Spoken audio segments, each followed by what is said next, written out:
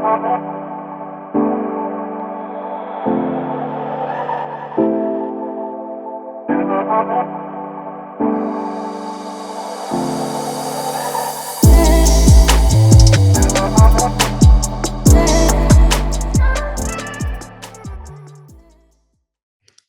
this is a part 2 of our series, the Notary Signing Agent process, or the NSA process.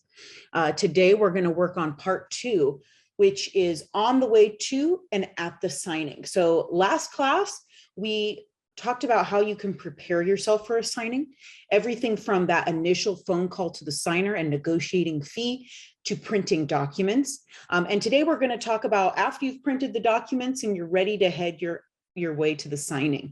And then as well as some common things that might happen at a signing. So it's a little bit of a breakdown of the process, as well as things to look out for, some red flags to ensure a smooth signing. Let's get right into it. Okay, so you've printed the documents, they're perfect. You've printed 2 copies and you're gonna need to head out to your appointment soon. You wanna prepare your notary bag and have a notary bag. My brother, I think right now, doesn't have a notary bag. He's not doing a ton of notary work, but he would always just carry everything in his hand. I think it's important to have a notary bag. So it can be a briefcase, a backpack, just a professional bag. You don't have to spend a lot of money on it. Amazon has some great options for under $20. Or if you're like me and like to shop, you might take this opportunity to go pick out a really nice bag. But have something just for your notary work. Don't use your purse or maybe another work bag. Have something just for your notary supplies. So when you're preparing your bag, you want to make sure you have the documents. You want to make sure you have both copies. This happens from time to time. A notary will print both, but maybe will only take one. They get to the signing, they only have one for signing. Borrower really wants to see a copy, right? And you have to print copies for all products. I know when I've said that in classes previously, we've had a notary say, well, what if the product specifically asks not to print a copy? Well, that's kind of strange. And I would print a copy anyways, but it really depends on what it is. But a copy is really important for the signers, especially for loan documents, refinances. They're going to want to know what their rate is, when their first payment is due, their right to cancel, the extra copies.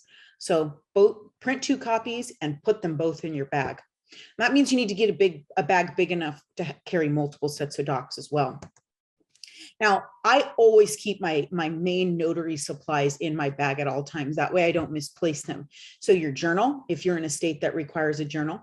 And as we're going to say, and we've said in the past, and we'll keep saying, even if your state doesn't require a journal, it's a really good idea to keep one. This protects yourself and the signers. And it's a good way to keep track of the signings you've done.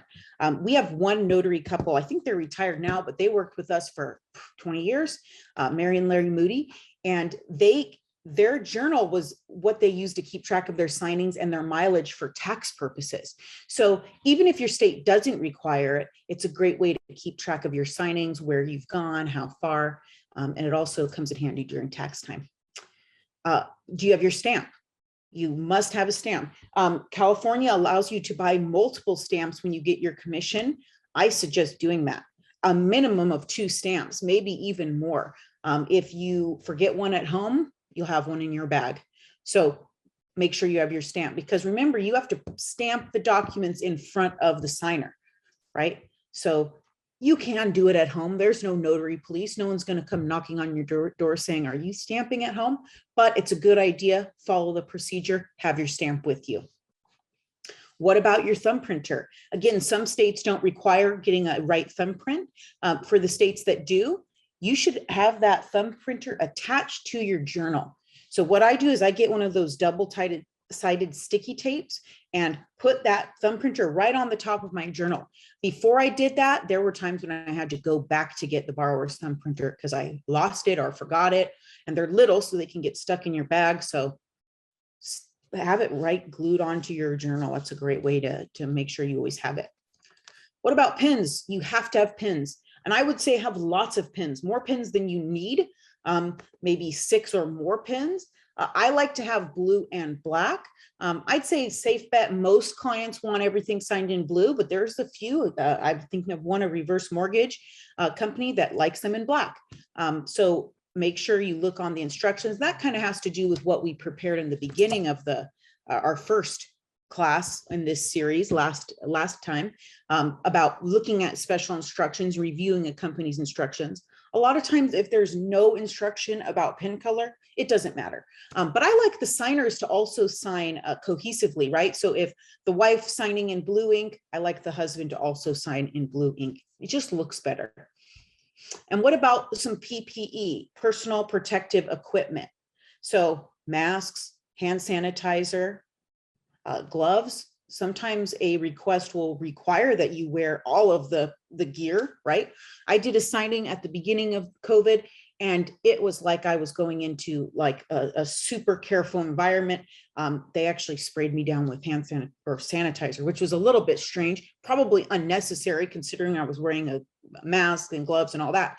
But you want to confirm that with the signer. Make sure that they're comfortable, right? We're presenting a service. It's not about us, it's about them. So yes, masks can be uncomfortable. You might be adjusting it the whole time and it's uncomfortable, but does the borrower want you to wear one?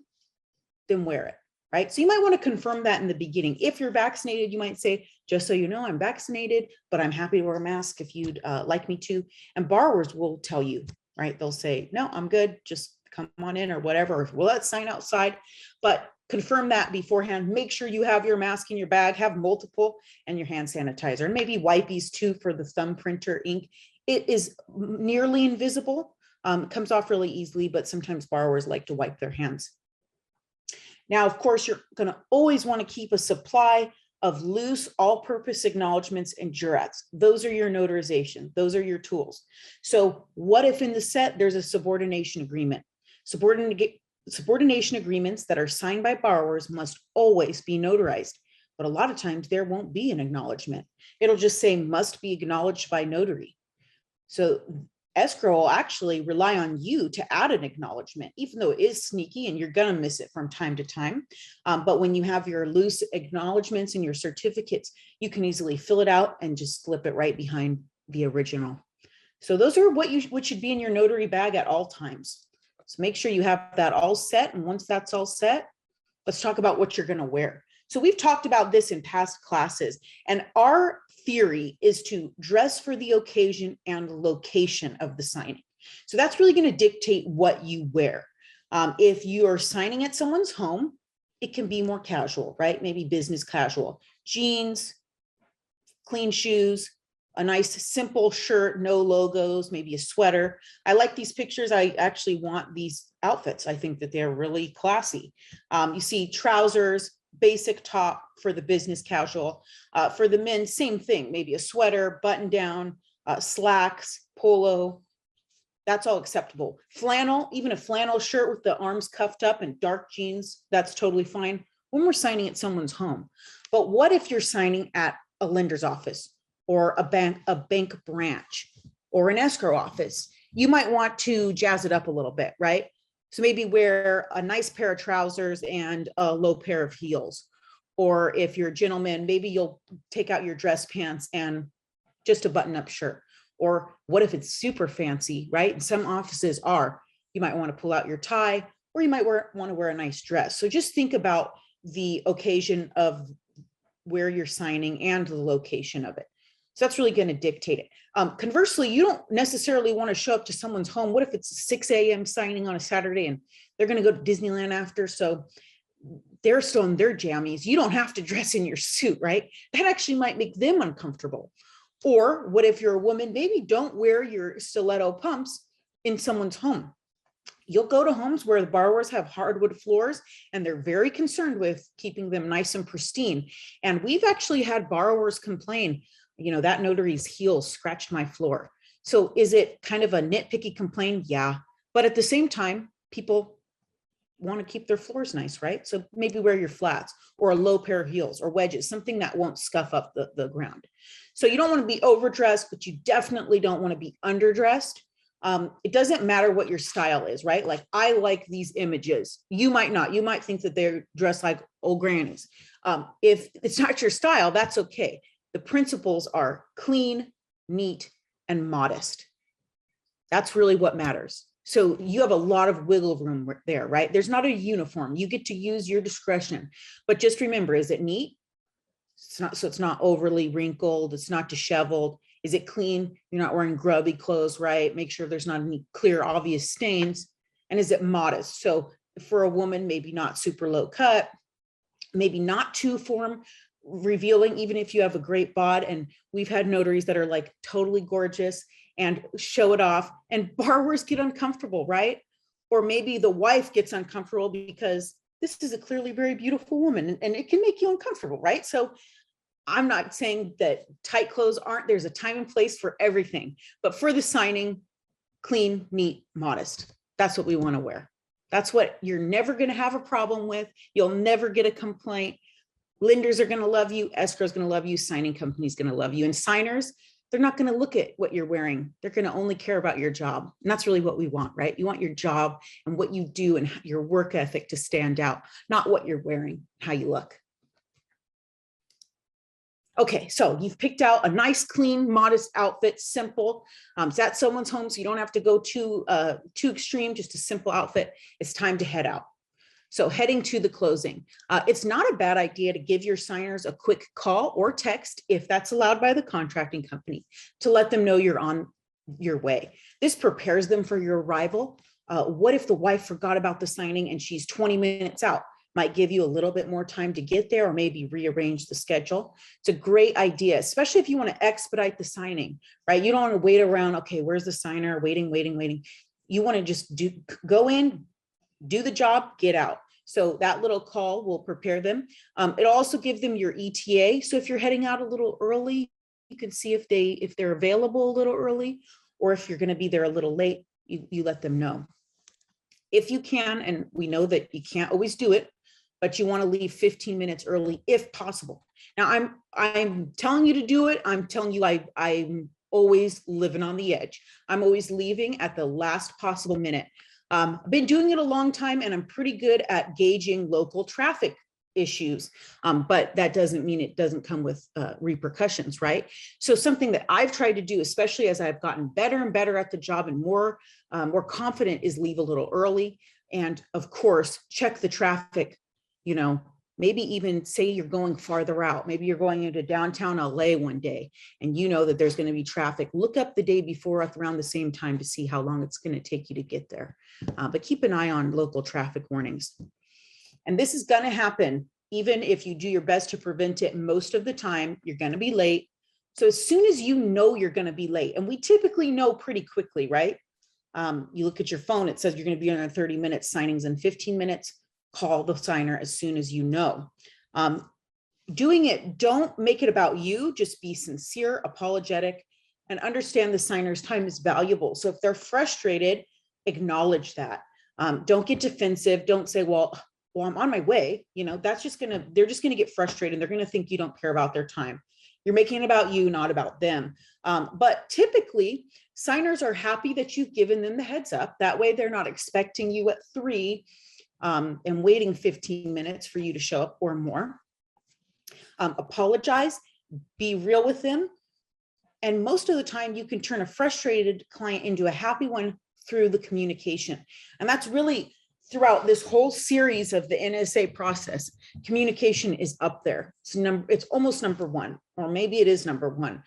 So communicate. Let the signer know, oh, I know your time is valuable. I'm running a little late. There's a little bit of traffic, but this is when I'll be there. And a quick note, don't underestimate your arrival time.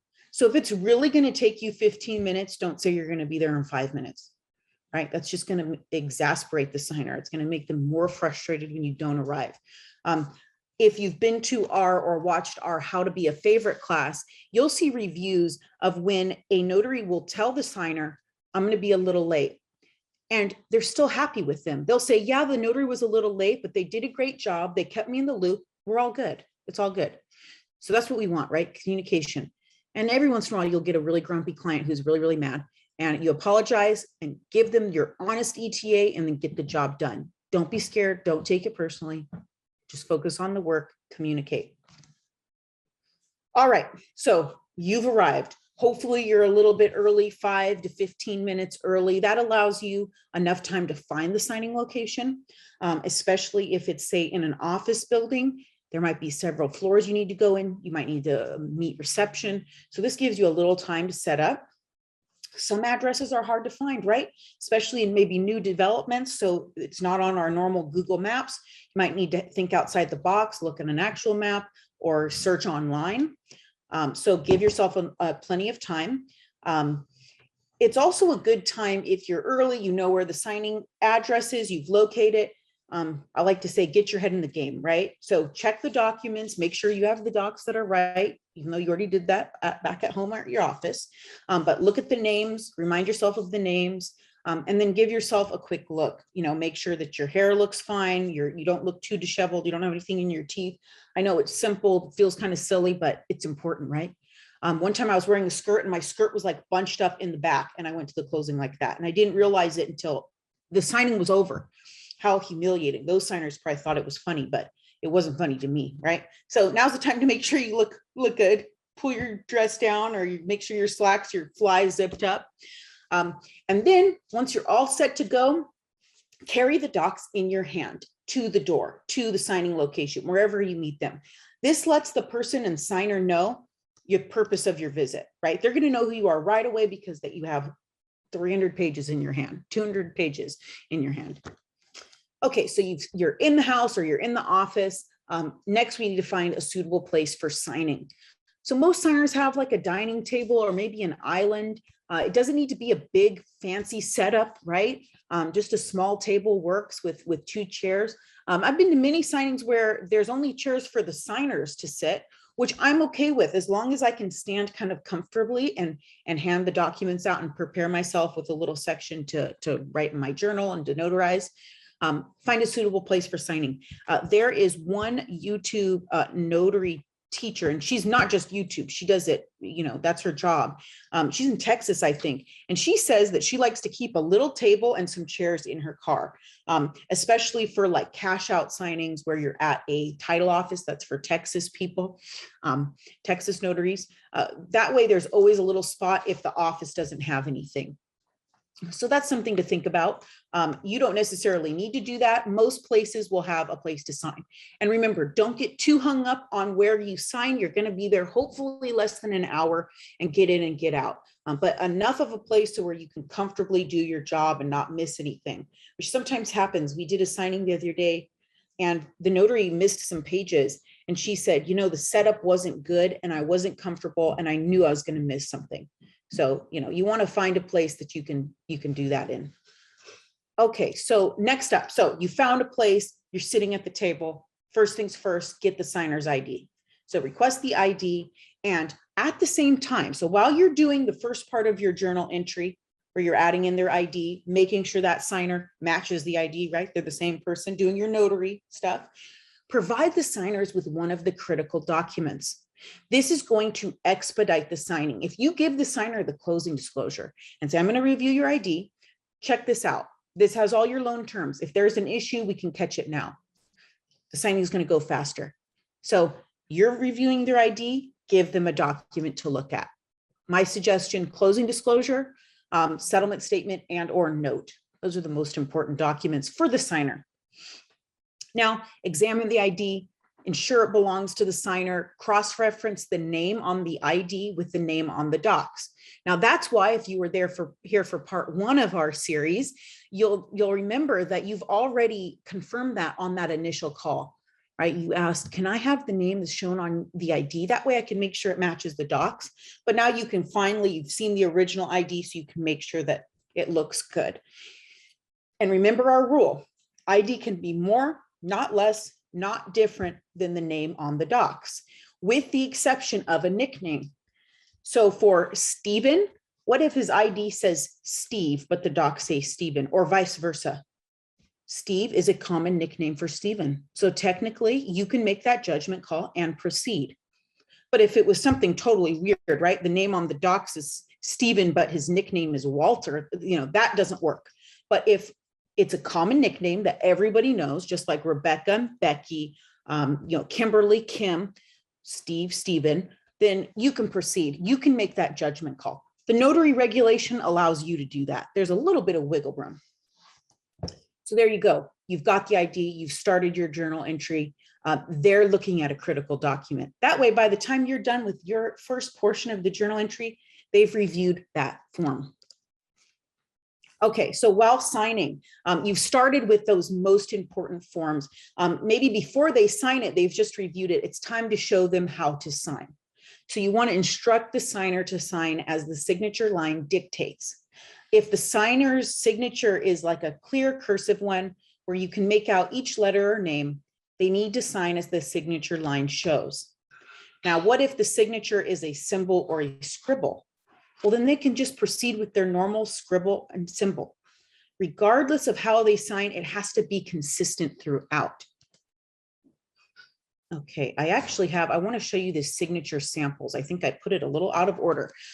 Let's talk about this because this one is, I'd say out of all of our classes, this is the question that we keep getting on the entire signing process.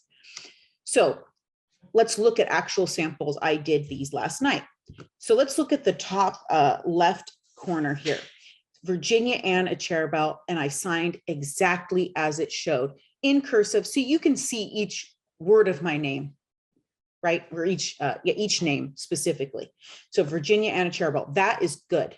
That's your favorite kind of signer, right? Because they sign exactly as the signature line dictates and you can tell. My other favorite kind of signer is right below, a symbol. So symbols are acceptable, but they just have to be consistent. So if I start with my symbol and then switch over to this full 3 names in cursive, that's a problem. One or the other, symbol or entire cursive signature where we can read each name. Let's talk about what's not acceptable or we're going to have an issue. So what about this bottom one, bottom right-hand corner, V. Cherubel? That's an undersign. So if the borrower is undersigning, the first signature you should say, okay, so the lender really needs you to sign the way the signature line reads. But if they say, I've never, ever signed like that, then you just have to let everybody know. So if the signer refuses to sign as the signature line shows, communicate this to the contracting company. Say, just so you know, the borrower says he's only ever signed like this, which is just maybe the first initial and the last name. He's going to sign consistently, but that's the way that he's refusing to sign any other way. Undersigns, even if the borrower says, I'm going to sign consistently, but I never sign like that, it can still get kicked back. Just recently for a lender that normally isn't so picky, they kicked an entire set back because the borrower undersigned. And so then the loan officer had to step in and say, hey, you've got to, if you want to get this loan, you have to sign a certain way. But it does happen. So undersigns you want to be aware of. And what if someone signs different than what their name is, right? So my name's Virginia Ann. Some people call me Ginny. What if I sign Ginny Cherubel? That's another one that might get kicked back because it's really not what the signature line reads. Now, what if they sign a combination of all those in one set of docs? That's an issue, right?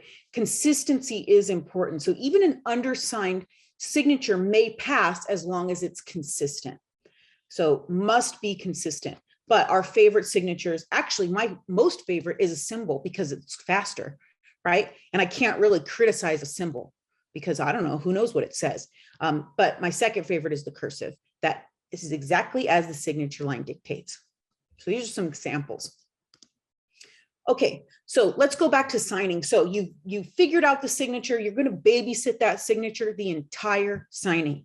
That is part of your job, is to look at that signature. It doesn't have to match exactly. It's impossible to get every signature to match exactly, but it's got to have the same elements in the signature, right? You want to be in control of the forms. My mom actually taught me this before she told me this. Well, actually, she trained me this way, and then I decided to do it my own way. And then I realized that my mom was right, and I should have just listened to her in the first place. I would give the forms to the signer and just kind of like from the behind them or from in front of them, I'd say, well, this is where you sign. And no, you have to be in control. So this is how my mom did it. She'd hold on to the set. She'd have it either in front of the signer or in front of herself, and she'd give the documents one form at a time. So she'd say, this is the deed of trust, pull to the signature page, sign here, flip, sign here. So be in control. You're in control of the forms. My mom would actually say, and probably still does when she does signings, I go a little fast. So if you need me to slow it down, just let me know. Otherwise, we'll proceed rather quickly. And most of the time, it means a really fast signing.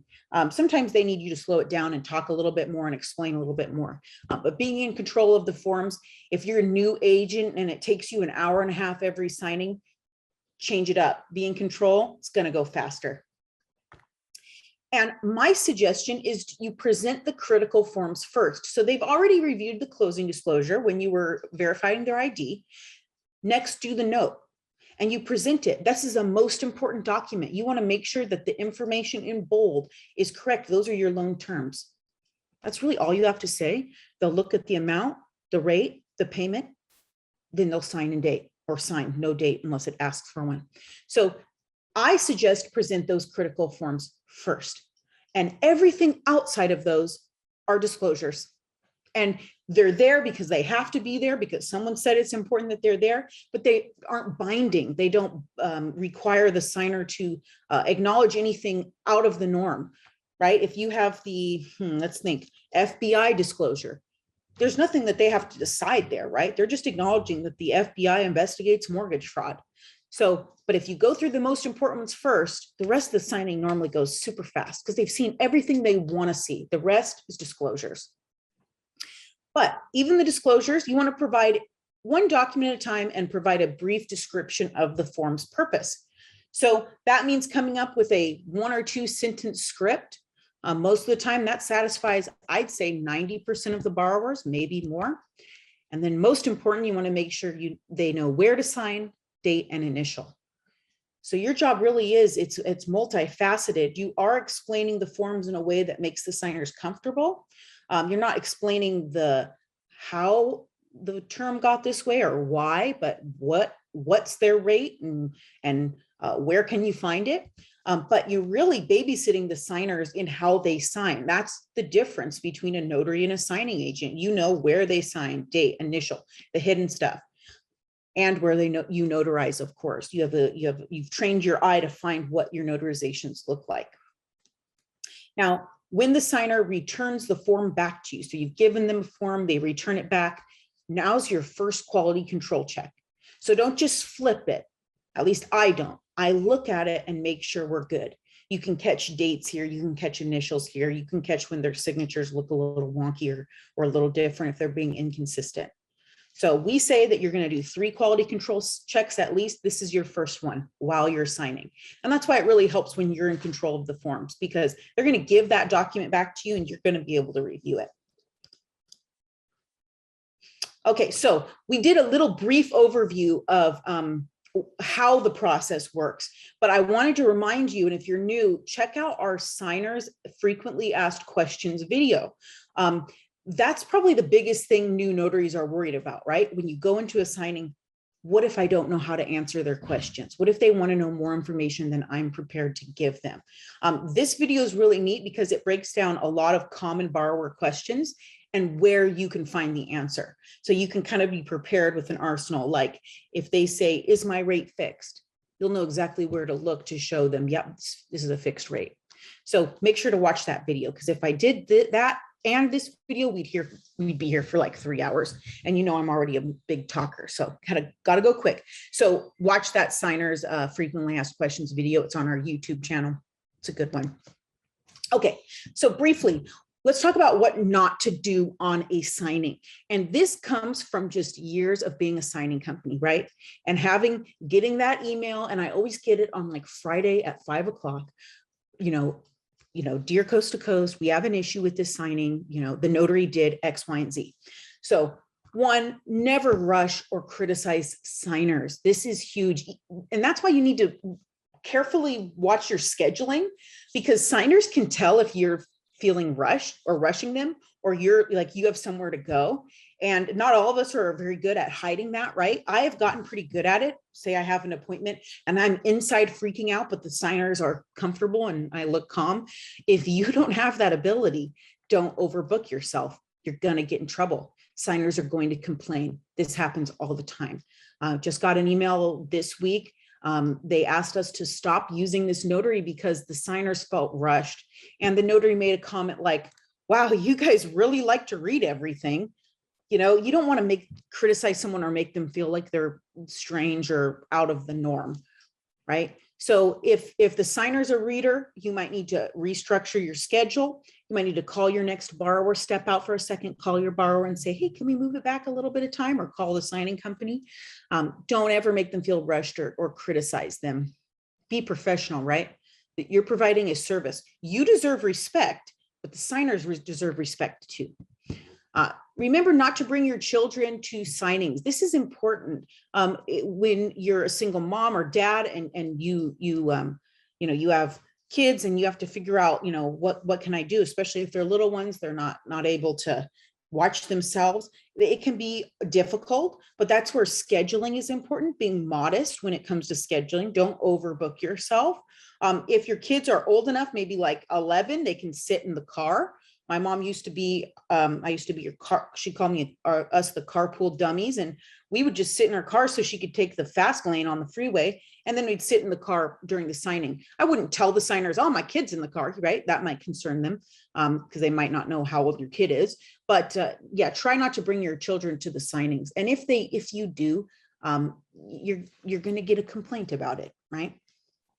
Okay, this one I know seems obvious, but don't bring your animals to the signing.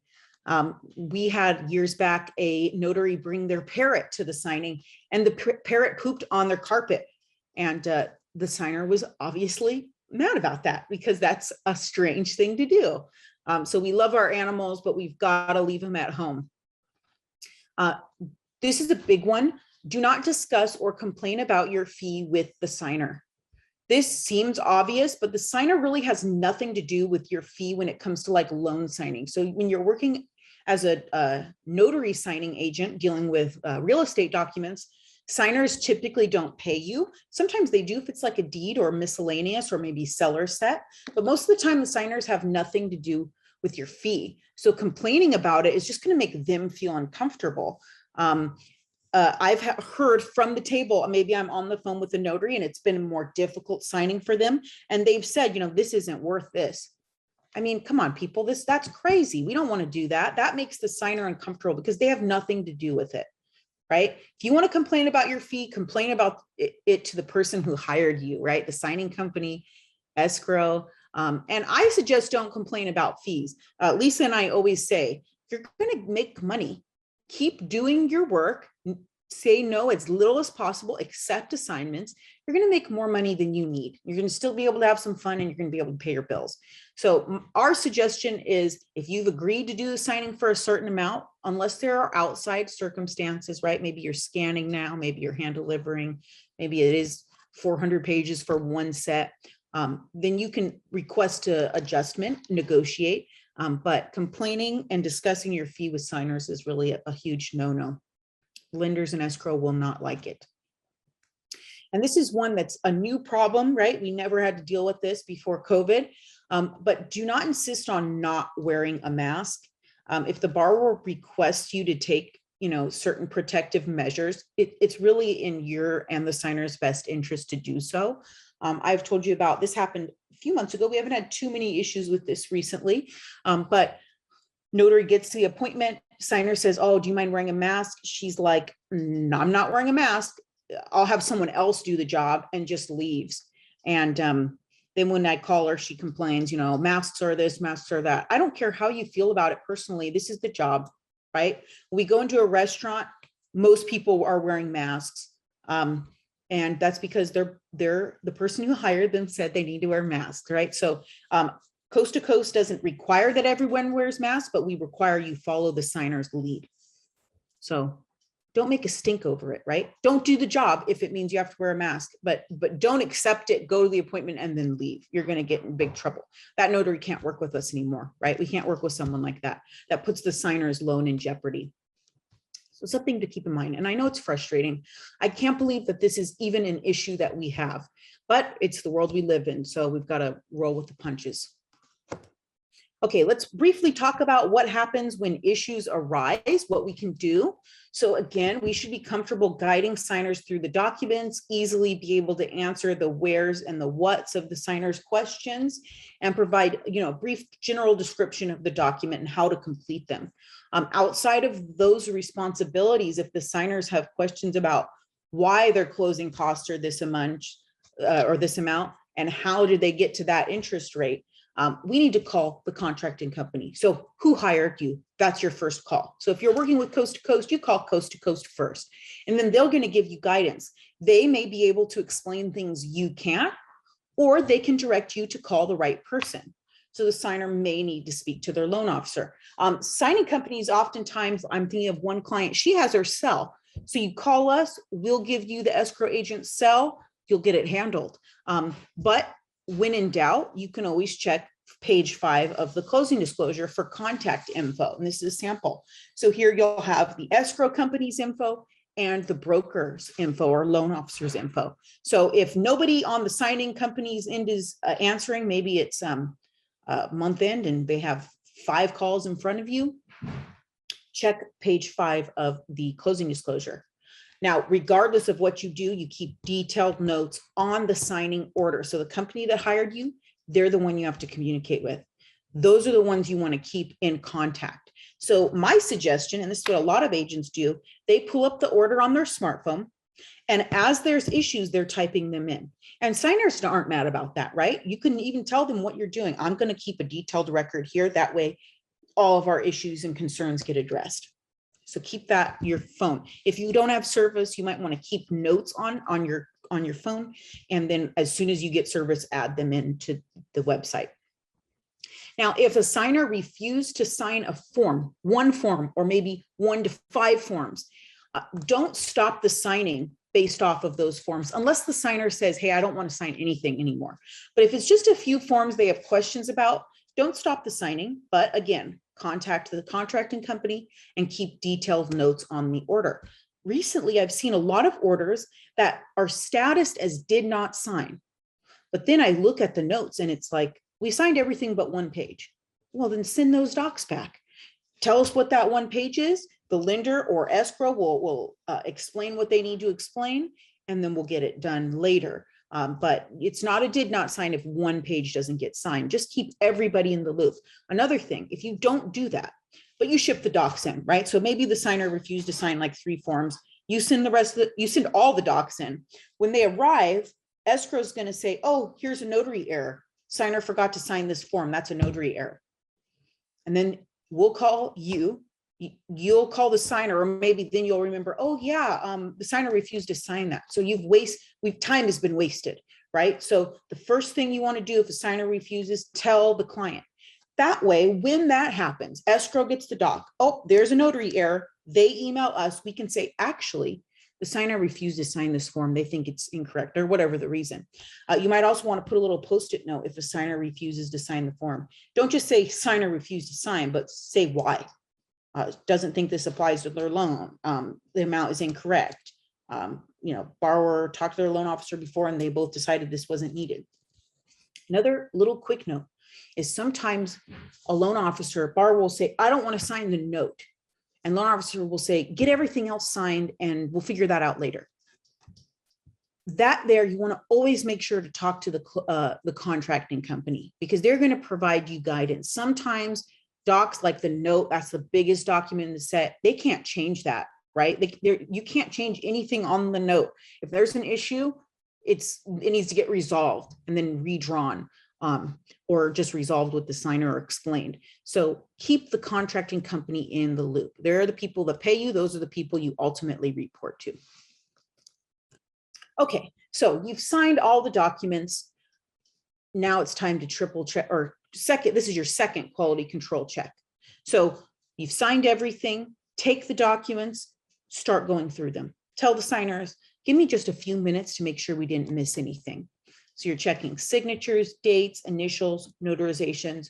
Don't feel pressure. Sometimes, and even myself, you have the signers now just staring at you, and that can be a little uncomfortable. Just relax and go through everything. If you've missed something, don't be embarrassed. the signers are going to appreciate your attention to detail and your work ethic. So don't be embarrassed. Just simply say, oh, we forgot something.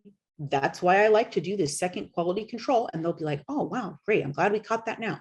So make sure to do your second quality control. Don't neglect it. And then you complete your journal entries. That's how I do it. So I start them by adding the ID. And then at the end of the signing is when I have them sign and thumbprint.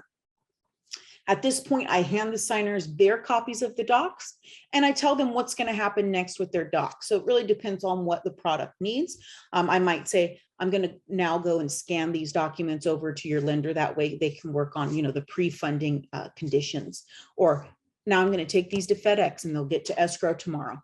So you let them know. It's going to make them feel good because you have their personal information, right? So it lets them know that, you take that responsibility real seriously, and you're not going to stick them in your car for a week. And then this is important, and it doesn't happen all the time, but when it does happen, it's a real pain in the butt. Put the docs back in your notary bag. I wouldn't carry them out. And I recently say this because this week at like 9 o'clock, one of a great notary, really a wonderful notary, but she put the docs on top of her car before she got in, and she drove off and she couldn't find them. And so I said, you need to circle, you need to redo your route, right? Do that route all over again. She ended up finding them. But in the meantime, she told the borrower was obviously scared and angry. We would have had to buy him a year of credit protection. She did a third round and they were on the sidewalk, very close to where she was parked to. So they didn't go anywhere, thank goodness. But you want to put those docs right in your bag. Also, make sure not to swap the signer's unsigned copy with your signed copy. That happens from time to time. I did that once. I was actually just thinking about that. I took their signed copy and I took their unsigned copy and left their signed copy. And I didn't realize it until a few days later. And I had to come back and say, oh my goodness, I'm so sorry I did this. But in the meantime, I was freaking out. How on earth could I have done that? So those are some suggestions after the docs are signed. Okay, so next up, our next live class, which will be October 28th, is part 3 after the signing is complete. And we're actually going to scan an entire set of docs back together. So you can see what settings you want to choose. Now, every scanner is different, but they have the general features, right? So we're going to talk about how you can combine into one PDF, how you can shrink packages. That way they're easy to send and upload. And we're also going to go over FedEx requirements and our final triple check of the docs. Now, if you've missed our part 1 of our class or any other of our other classes, make sure to check out our YouTube. And for those that joined this because you watched our YouTube channel, welcome. Thank you for joining our live class. Our name is Coast to Coast Notary Signing Agent University. We've got a lot of videos now, right? Every single class we've posted or recorded, we've posted. Part 1 will be up hopefully today or Monday, and join us for part 3. Thank you.